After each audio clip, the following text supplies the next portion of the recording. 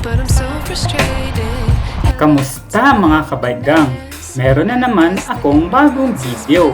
Bago ang lahat, kung di ka pa nakasubscribe, mag-subscribe ka na muna bilang suporta sa channel ko.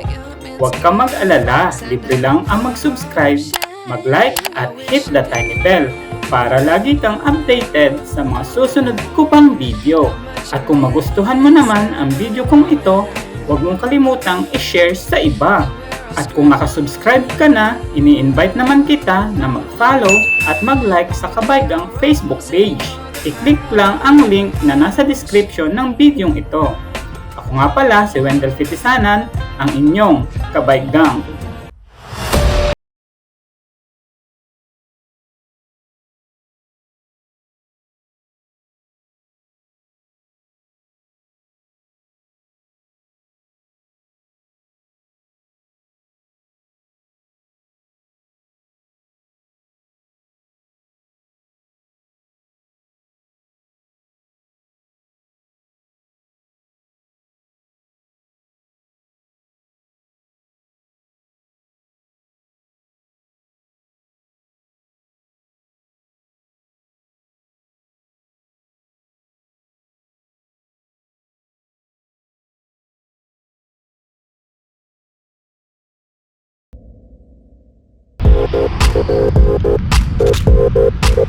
Naranasan niyo na bang mag-bike na walang tiyak na patutunguhan? O di kaya naman ay yung tinatawag nilang rutang bahala na. Kaya naman, sa video natin ngayon, pupuntahan ko ang isang bagong atraksyon sa lugar ng Pusurubio, Pangasinan.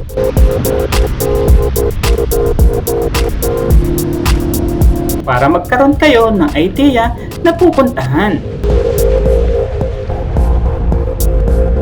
Ang Pusurubio ay may layong 17 km magmula dito sa lugar na aking pinanggalingan. At ang bagong atraksyon na ating pupuntahan ay may layong 5 km naman magmula sa bayan ng Pusurubio. Kaya naman, samahan niyo ako sa aking pagpadyak at panoorin ang video ito hanggang sa dulo. Bago ang lahat, isa pong paalala na lagi tayong mag-iingat sa daan, lalo na kung dadaan tayo ng MacArthur Highway. Sa dahilan na maraming dumadaan na iba't ibang klaseng sasakyan dito.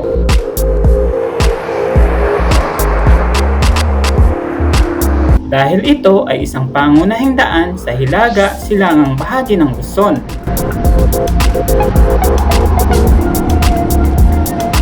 Ito din ang pangunahing daan na papunta sa mga rehiyon ng Gitnang Luzon at Ilocos.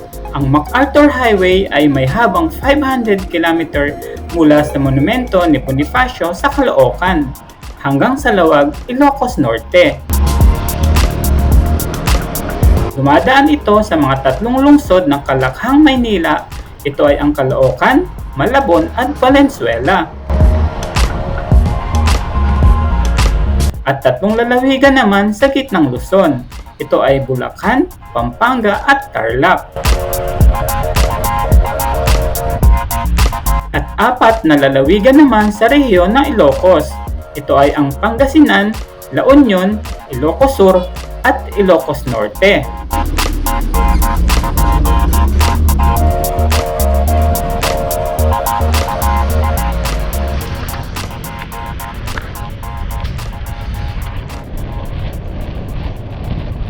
At makalipas naman ang ilang minuto ay narating natin ang bayan ng Pusurubio. Alam nyo ba na ang pangalang Pusurubio ay nagmula sa salitang ruby like waters from the poso? Ang Pusurubio ay isang maliit na lugar sa Pangasinan at madaling tuklasin sa loob lamang ng isang araw. Maliit man ito, ngunit malaking kasiyahan naman ang kayang ibigay ng lugar na ito sa iyo. Madalas naman na nagiging pahingahan ang bayang ito sa mga dumadaang siklista kagaya ko. sa kadahilanan na maraming pwedeng gawin dito, katulad ng pagpasyal sa kanilang magandang simbahan.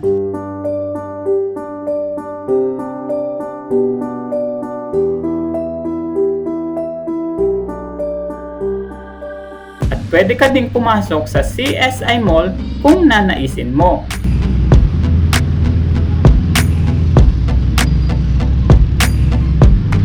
Meron din ditong magandang plaza na pwedeng pasyalan at malapad na playground naman na pwede mong tambayan.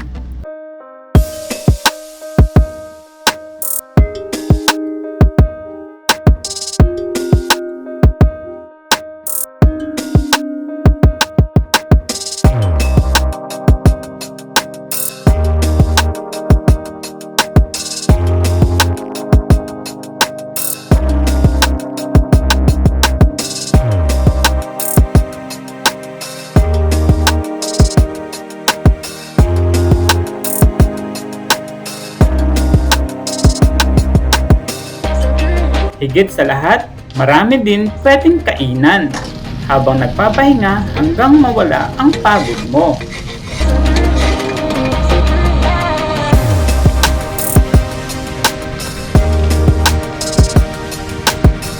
Basta, ang mahalaga, wag na wag mong kalimutang magbayad ng kinain mo. Kaya, nagbayad ba ako kanina?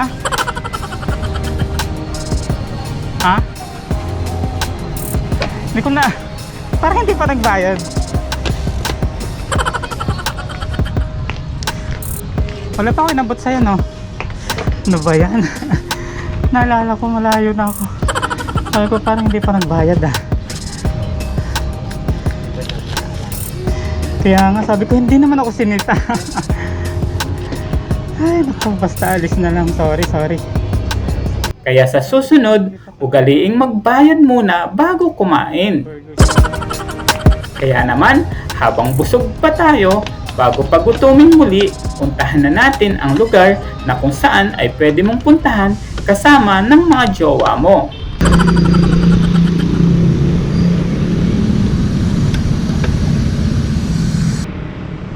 So may signboard dito, Farmers Lab Agritourism Farm, straight ahead. So dito lang ang daan. Let's go.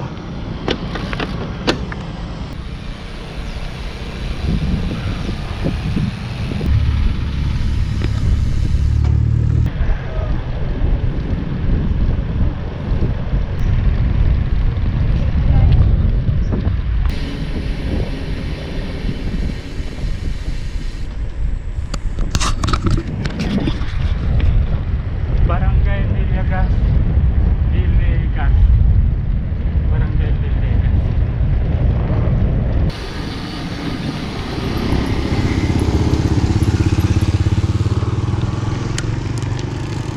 Sir, saan po yung Farmers Lab Flower Farm? Ah, lampas na po. Doon po. Ah. Opo, thank you po. So ayan mga kabaygang, lumampas tayo, hindi natin napansin yung gate. So napunta tayo dito sa Villegas. So hindi na dapat tayo makarating dito. So hindi natin napansin, kaya balik tayo.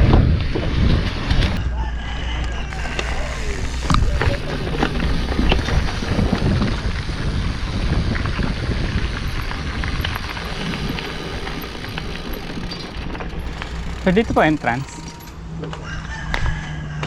So ito mga kabaygang ang Farmers Lab Agritourism. Ano nga ito, sir? Farmers Lab Agri-Farm. So ayun. Dito yung entrance nila. Tapos merong parking. Ayun. Tapos dito yung receptionist nila. Dito kayo magre-register. Gano'ng kalawak, sir, to? 1.1. So ayan. Kailan pa, sir, to nag-open? May 1 year na po ba to? October. Bago pa lang talaga, no? So ito siya. Sa vlog din natin to nakita. So iba-vlog din natin. So ayan. Ito ang Farmers Love Agritourism Farm.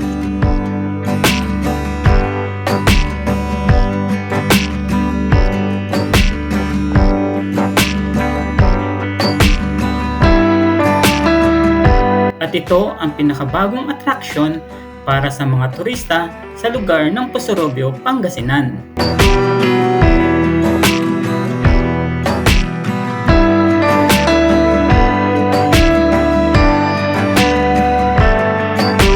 Binuksan ang flower farm na ito sa Purok 4, Barangay Imbal Balatong, Posorobio, Pangasinan.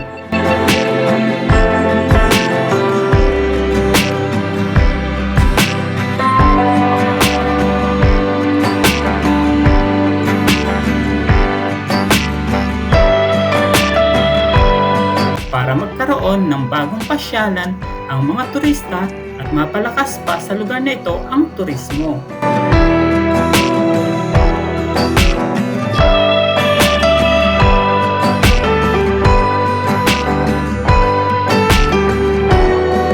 Ang Farmers Love Agritourism Farm ay nagbukas at nagsimula noong October 1, 2022.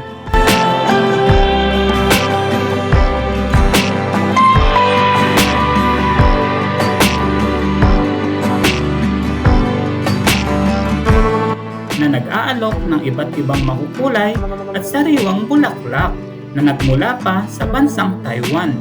Ilan lamang sa mga halimbawa ng halaman dito ay mga multi-branch sunflower, red sunflower, orange sunflower, yellow and purple celosia, pink and white gombrena, at iba pa. Meron din sila ditong iba't ibang photo ops na istruktura para sa mga bisita na makamit ang mga Instagrammable na background.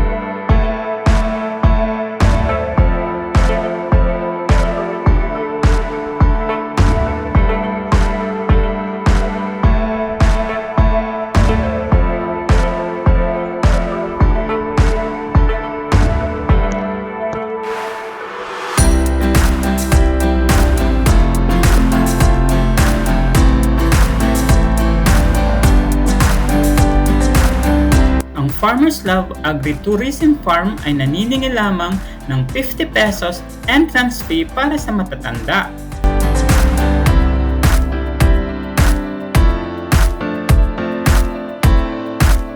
At 40 pesos naman para sa mga bata. Ganon din sa may kapansanan at mga senior citizen.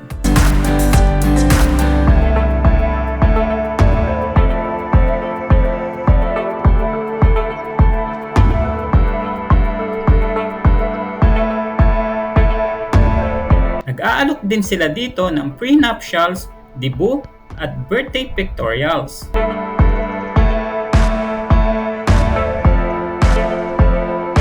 Ang Farmers Love Agritourism Farm ay pag-aari ng mag-asawang Richard at Aubrey Jean Ancheta.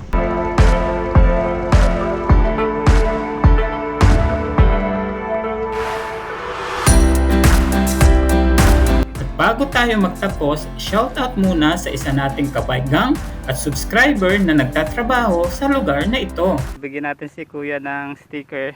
Anong pangalan niyo, sir? Marvin, sir. Marvin, sir. Shoutout na, sir.